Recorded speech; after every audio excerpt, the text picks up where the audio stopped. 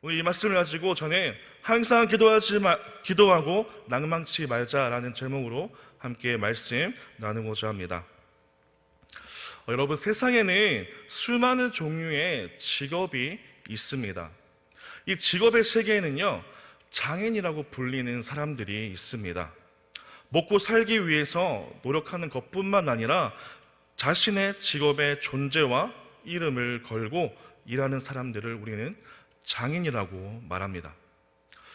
세상에는 수많은 장인들이 있습니다. 오늘 그 중에서 한 분을 소개하려고 합니다. 일본에서 대표적인 스시 장인으로 유명한 오노지로라는 분을 소개하려고 합니다.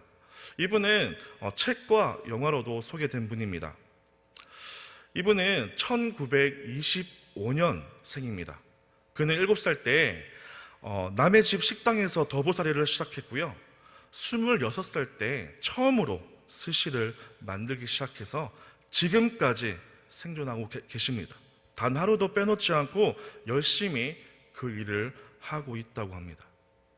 그의 식당은 아주 유명해서요, 6개월 아니면 길게는 1년 전에 예약하지 않으면 식사가 불가능할 정도라고 합니다. 조금 지난 일이지만 2014년도에 미국 오바마 대통령이 일본을 방문했을 때 아베 총리가 이 오노지로 식당에서 대접했다고 합니다. 거기에서 오노지로에게 미국의 한 기자가 이렇게 질문했다고 합니다. 위대한 장인이 된 비결이 무엇인가라고 질문했다고 합니다. 그래서 그는 아주 대수롭지 않게 대답했다고 합니다. 이렇게 대답했습니다. 어려서부터 이 일을 단 하루도 빼놓지 않고 했기 때문에 이렇게 된 것이지 내게 무슨 특별한 재능이 있어서 유명해진 것은 아니라고 대답했다고 합니다. 여러분, 먹고 사는 일, 이 직업의 세계에도 이런 장인이 존재하는데요, 우리 영적인 세계, 특별히 이 기도의 세계에서 저와 여러분들은 기도의 장인이 되어야 될 줄로 믿습니다. 여러분, 기도는 매일 하는 것이고요, 오래 하는 것이고 깊게 해야 하는 것입니다. 하나님을 알고 신앙생활을 하면서부터 하나님 나라 갈 때까지 단 하루도 빠지지 않고 드리는 우리의 기도가 어떻게 하면 하나님 앞에 영적인 장인이 드리는 기도로 인정받을 수 있는지 오늘 말씀을 통해서 한번 살펴보기를 원합니다. 본문으로 들어가서 함께 말씀 보도록 하겠습니다. 오늘 저와 함께 읽은 이 본문 말씀은 예수님께서 한 가지 비유를 제자들과 백성들에게 들려주시는 내용이고 기도에 대한 교훈을 가지고 있는 말씀입니다. 1절 말씀을 우리 다 함께 다시 한번 읽어볼까요? 항상 기도하고 낭망치 말아야 될 것을 저희에게 비유로 하여. 아멘. 예수님은 기도의 핵심을 말씀해 주셨습니다. 어떻게요? 항상 기도하고 낙심하지 말 것. 이것이 바로 기도의 핵심이죠. 여러분, 항상 하나님에게만 기도하고 절대 낙심하지 않는 성도분들이 다 되기를 소망합니다. 오늘 예수님은 비유에서 이 말씀에 2명의 사람이 등장하고 있습니다. 한 사람은요, 재판장이고 또 한 사람은 과부입니다. 제가 2절, 3절 말씀을 읽어드리겠습니다. 가라사대 어떤 도시에 하나님을 두려워 아니하고 사람을 무시하는 한 재판관이 있는데 그 도시에 한 과부가 있어 자주 그에게 가서 내 원수에 대한 나의 원한을 풀어주소서 하되. 비유는 어떤 도시를 배경하고 있습니다. 그 도시에 사는 2 인물이 오늘 비유의 주인공이죠. 방금 읽어드렸던 2절 말씀에 한 재판장이 나옵니다. 그가 유대인인지 이방인인지 알 수 없습니다. 그가 어떤 사람인지 예수님은 이렇게 말씀하셨습니다. 하나님을 두려워하지 않고 사람을 무시하는 자. 성경에서 사람 됨됨이를 묘사할 때 가장 최악의 표현이 있다면 아마 이것일 것이라고 생각되어집니다. 특히 그가 하는 일 때문에 더 심각한 평가를 받을 수밖에 없습니다. 재판장의 생명은 바로 공정함입니다. 유대인들에게 이 재판장은 마땅히 여호와를 두려워하는 마음으로 공의를 베푸는 자입니다. 그런데 이 재판장은 여호와를 전혀 두려워하지 않습니다. 불의함, 치우침, 뇌물을 받는 것은 여호와를 두려워하지 않는 이 재판장이 쉽게 범하는 일이었을 것입니다. 게다가 이 재판장은 사람도 무시한다고 합니다. 사실 하나님을 두려워하지 않는데 사람이라고 두려워하겠습니까? 당연한 결과입니다. 사람들이 자기를 어떻게 보는지 전혀 신경 쓰지 않는 인물이죠. 판결의 대상이 어떤 피해를 입는지 관심이 없습니다. 정말 악한 재판장이죠. 자기에게 이득이 되지 않는다면 판결을 내려줄 이유가 없다는 것입니다. 정말 강도 재판 같은 오늘의 주인공입니다. 또 다른 인물은 3절 말씀에 등장합니다. 그 도시에 한 과부가 살았습니다. 지금도 그렇지만 당시 과부는 사회적인 약자로 많은 어려움을 가지고 사는 존재였습니다.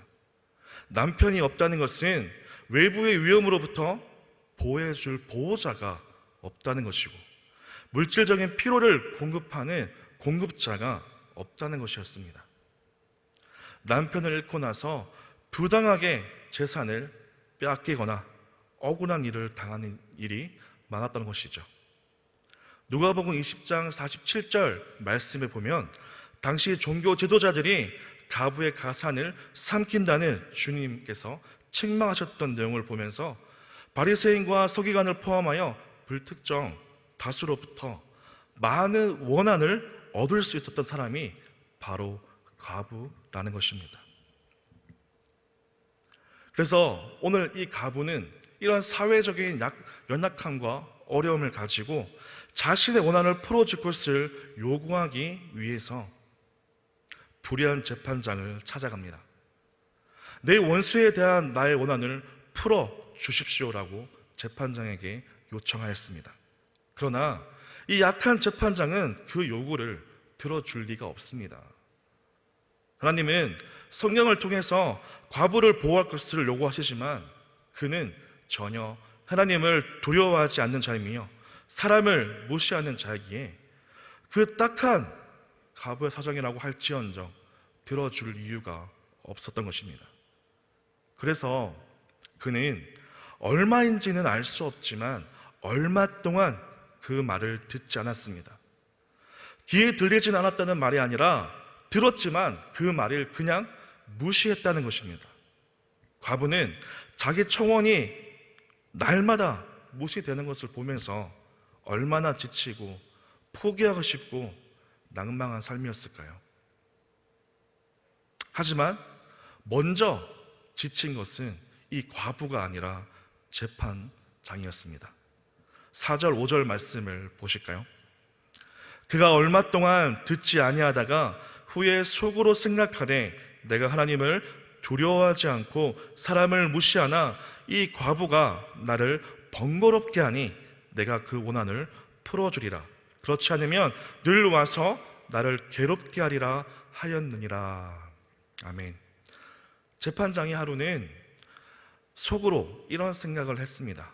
내가 하나님을 두려워하지 않고 사람을 무시하나. 보통 악한 사람은 자기 자신이 얼마나 악한지 모를 수밖에 없습니다. 하지만 이 사람은 그래도 조금이라도 자기 자신을 알고 있었던 재판장인 것 같습니다. 그는 하나님도 무시하고 사람도 무시하는 정말 불안나 같은 사람이었지만 아무리 자기가 그런 사람이라도 이 과부는 무시할 수가 없었던 것이죠. 그가 이렇게 말합니다. 5절 말씀에 이 과부가 나를 번거롭게 하니 내가 그 원한을 풀어주리라. 그렇지 않으면 늘 와서 나를 괴롭게 하리라. 다른 이유가 아니었습니다. 하나님 때문이 아니었고요, 사람 때문이 아니었습니다. 재판장은 과부 때문에 자기 명성에 금이 갈까 걱정하지 않았습니다. 그 고난을 풀어주지 않아서 하나님께 벌을 받을까 두려워하지 않았습니다. 다만 그 과부가 번거롭고 귀찮아서 자꾸 찾아오는 과부 때문에 골치가 아팠다는 것이죠. 과부의 고난을 풀어주지 않으면 늘 와서 나를 괴롭게 할 것이 뻔했기 때문에 이 과부의 원한을 안 들어줄 수가 없었습니다. 마지막 표현에 나를 괴롭게 하리라 라는 말이 나옵니다. 이 말을 문자 그대로 번역하면요, 내 눈밑을 때리라 입니다. 눈을 멍들게 할 것이라는 말이죠. 과부는 정말이지 불의한 재판장이 눈을 얻어맞는 것 같은 괴로움을 느낄 정도로 집요하게 찾아와서 요청했다는 것입니다. 재판장은 스스로도 자신을 잘 알고 있는 사람이었습니다. 하나님을 두려워하지 않고 사람을 무시한다는 그 사실을 말이죠. 그런데 매일 자신을 찾아오는 그 과부를 견딜 재간이 없었기에 그는 결국 과부의 소원을 들어주기로 결정했던 것입니다. 예수님은 이 비유의 말씀을 하시고 이어서 하나님에 대해서 말씀해 주고 있습니다. 오늘 말씀 중 가장 중요한 말씀입니다. 7절 말씀을 우리 다 함께 보도록 하겠습니다. 7절 말씀, 하물며 하나님께서 그 밤낮 부르짖는 택하신 자들의 원한을 풀어주지 아니하시겠느냐, 그들에게 오래 참으시겠느냐. 아멘. 여러분, 하물며 라는 이 단어는 오늘 본문의 핵심 부사입니다.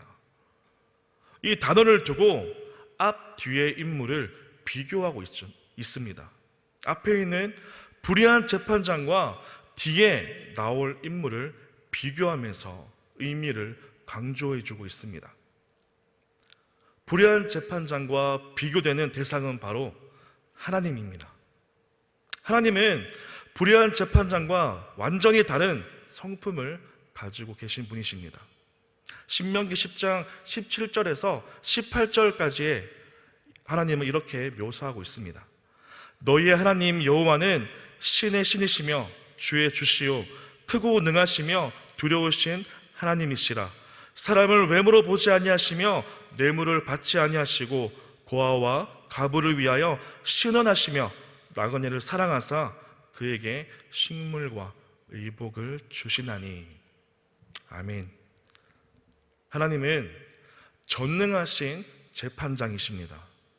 사망과 음부도 그 가운데 심판을 받고 마귀도 그 앞에 영원히 멸망받습니다.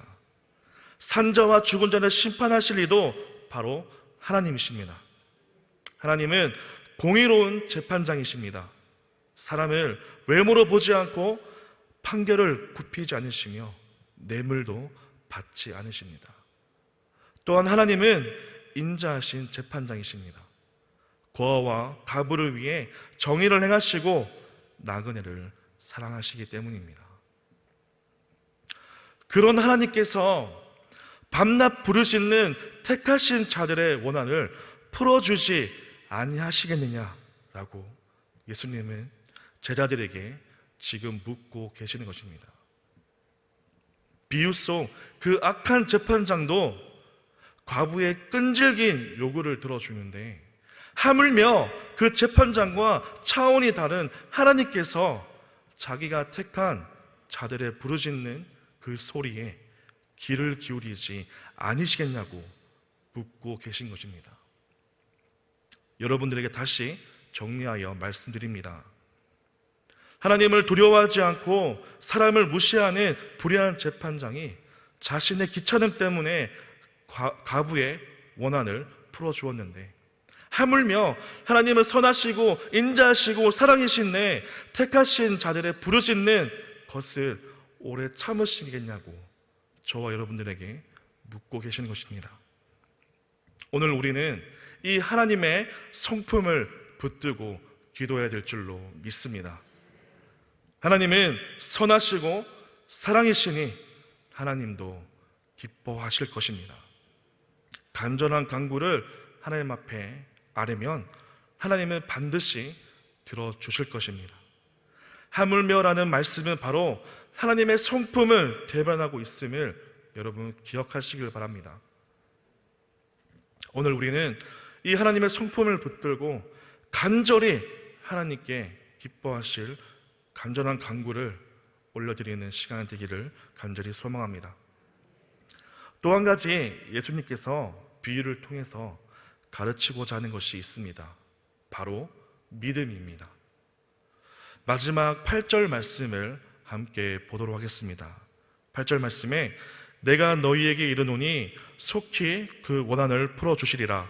그러나 인자가 올 때에 세상에서 믿음을 보겠느냐 하시니라. 아멘. 예수님께서 믿음을 언급하신 이유가 무엇일까요? 우리는 기도하지만 간절하고 절박하게 기도하지 않는다는 것입니다. 가부는 대안이 없었고 방법이 없었습니다. 가난했고 인맥도 없었습니다. 재판장이 아니면 어디에 호소할 곳도 없었습니다. 과부도 재판장이 악하고 불의한 재판장이었을 것을 알았을 것입니다. 하나님을 두려워하지 않고 사람을 무시하는 재판장의 악함을 과부도 분명히 알았을 것입니다. 하지만 다른 방법과 다른 대안이 없었습니다. 가난했기 때문에 뇌물로 줄 돈도 없었죠. 결국 과부는 할 수 있는 것은 매일매일 찾아가서 절박하게 간절하게 그 재판장에게 나의 억울함을 요청할 수밖에 없었습니다. 주님은 이 과부의 절박함을 믿음으로 보고 계셨습니다. 여러분들은 지금 어떤 마음을 가지고 기도하고 계십니까? 간절함과 절박함을 가지고 기도하고 계십니까? 기도는 하고 있는데 머릿속으로는 다른 계획을 가지고 있지는 않으십니까? 이번 주까지만, 이번 기도회까지만 해보고 안 되면 그 다음 계획을 진행할 것이라는 마음을 가지고 있지는 않습니까? 우리 마음에는 여러 가지 계획들이 있습니다. 기도하지 않고 나의 경험과 나의 물질과 나의 인맥으로 펼칠 수 있는 다양한 계획이 많이 있다는 것입니다. 그렇다면 과부처럼 절박한 믿음을 가지고 기도하는 것이 아니라는 것입니다. 절박하지도 않고 절실하지도 않는 기도인 것이죠. 이것은 믿음이 아닌 것입니다. 몸만 주님 앞에 나와서 기도하고 있을 뿐 믿음을 가지고 절박하게 기도하지 않고 있다는 것입니다. 여러분, 우리의 기도를 다시 한번 돌아보시는 시간이 되었으면 좋겠습니다. 영적인 기도의 장인들이 되었으면 좋겠습니다. 오늘 말씀에서 분명히 말씀하여 주고 있습니다. 하나님께서 택하신 저와 여러분들, 간절히 부르짖으면, 절실하게 아뢰면 하나님께서 기뻐하시는 기도로 간구하며 나아가면 하나님께서 반드시 들어주실 것이라고. 좋으신 하나님을 기억하시고 다른 대안과 방법을 생각하지 마시고 간절하게 절실함을 가지고 주님 앞에 엎드리는 삶이 되시기를 간절히 소망합니다. 우리 주님은 그런 믿음을 원하고 있는 것입니다. 오늘 우리 이 시간 세일의 기도회라는 기도회를 놓고 나와서 기도하고 간구하고 있습니다. 다음 세대들, 수험생들, 취업준비생들, 또한 교회와 나라와 오는 세대를 위해서 우리가 기도하고 있지 않습니까? 그런데 우리 마음속에는 간절함과 절실함이 없다면 헛된 시간일 수밖에 없습니다. 이 자리에 나와서 있는 이유가 없는 것이죠. 오늘 여러분, 말씀을 통하여서 다시 한번 깨닫고 마음을 바꿔서 주님 앞에 엎드리는 시간이 되었으면 좋겠습니다. 특별히 오는 세대를 위해서 기도하실 때요, 여러분, 오는 세대가 하나님의 꿈과 비전과 계획이 없다면 우리의 교회와 우리의 미래는 없습니다. 하나님의 소망과 기쁨도 없다는 것이죠. 그들을 위해서 우리는 지금 기도해야 할 때입니다. 어떻게요? 간절함과 절실함을 가지고 주님 앞에 기도해야지만 우리 다가오는 세대가 미래가 기쁨과 소망이 있음을 기억하시고 명심하시고 기도하는 저와 여러분들이 되기를 간절히 소망합니다. 오늘 이 시간 간절함과 절박함을 가지고 낙심하지 말며 믿음으로 주님께 기도합시다. 기도하겠습니다. 사랑이 많으신 하나님 아버지, 귀한 하나님의 말씀을 붙잡고 항상 기도하고 낙심하지 않는 삶을 살아가는 주님의 귀한 백성들이 되게 하여 주옵소서. 그리고 이 시간 하나님의 성품을 붙들고 간절함과 절실함을 가지고 기도하는 시간이 되기를 원합니다. 삶의 문제 가운데, 시험과 진로의 문제 가운데 우리들의 생각과 경험과 다른 길을 가지고 나가는 것이 아니라 하나님 한 분만 바라보고 간구할 때 주께서 역사하시고 일하셔서 문제 가운데 해결해 주시고 진로와 시험과 계획과 방향 가운데 주님의 은혜로 온전히 인도해 주실 줄 믿습니다. 주님, 이곳 가운데 임재하셔서 우리들의 기도를 들어주시옵소서. 주님, 우리들의 간절한 마음을 주님 앞에 맡겨드리고 간구하며 올려드립니다. 주님, 응답하여 주시옵소서. 살아계신 예수님의 이름으로 기도드립니다. 아멘.